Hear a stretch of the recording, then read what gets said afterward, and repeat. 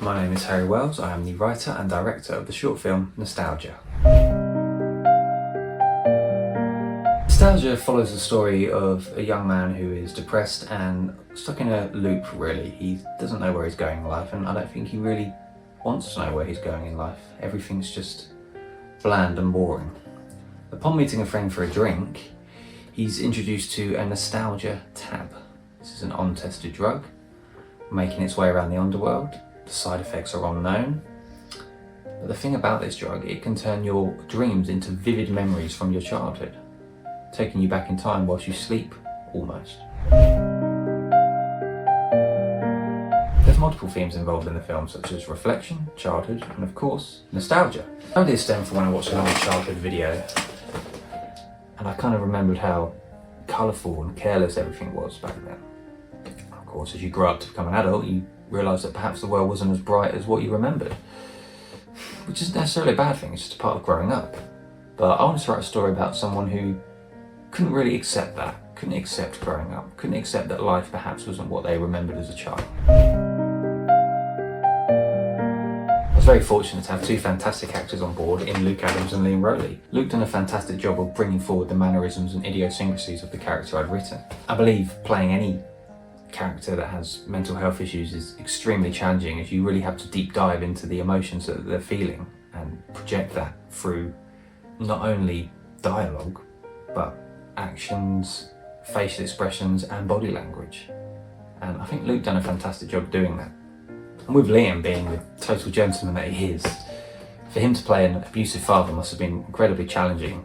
Liam took the challenge on with both hands and really brought forward a fantastic performance. If you meet Liam, you'll know he's the complete opposite of the character that he's portraying. So seeing him switch from this nice guy to this bad guy was really quite impressive, but also a little bit scary. In regards to directing, I sent Luke and Liam the script and was pretty flexible in how they perceived it. I believe in a film like this, where the characters are mainly in their own head, it would be best for the actors to perform in a way in which they would, if they were feeling the way in which the characters were. The challenge of creating a story with little resources, because it brings out different challenges in my writing. Knowing I'm more restricted to characters and locations, it motivates me to create a more concise and robust piece. And that really emphasises on the characters and their personalities. Filmmaking is not easy, it takes a lot of time, effort and willpower. The rewards that you get from it are totally worth any struggle that you go through in the build-up. Black and white was great for numerous reasons.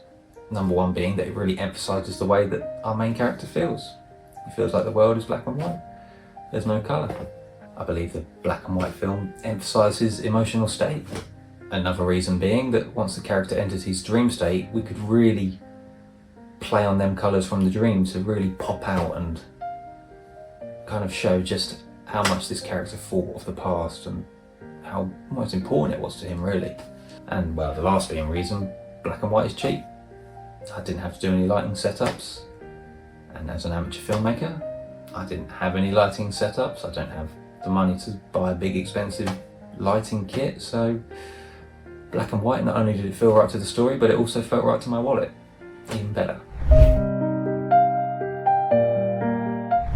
Damien Chazelle is my favourite filmmaker and a huge inspiration to me. Whiplash and Babylon are two of my most favourite films. The character-driven story of Whiplash is so well put together and is a real realistic element into the life of someone obsessed with their passion.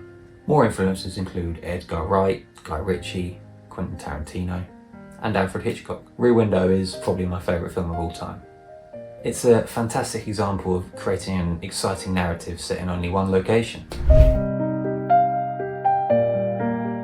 Escapism. I love going to the cinema and knowing for 2 hours or so I'm going to be completely immersed in these characters' stories and their adventure and where they go. And I think in that time you get so lost in it that you're not thinking about where your car's parked. You're not thinking about work in the morning. You're not thinking about what errands you have to run. You're just completely immersed in these characters' stories, and that's what I love about film. And to perhaps one day bring that onto the screen for other people to experience is a true dream of mine. I love stories, I love cinema, and I can't wait to make many more films.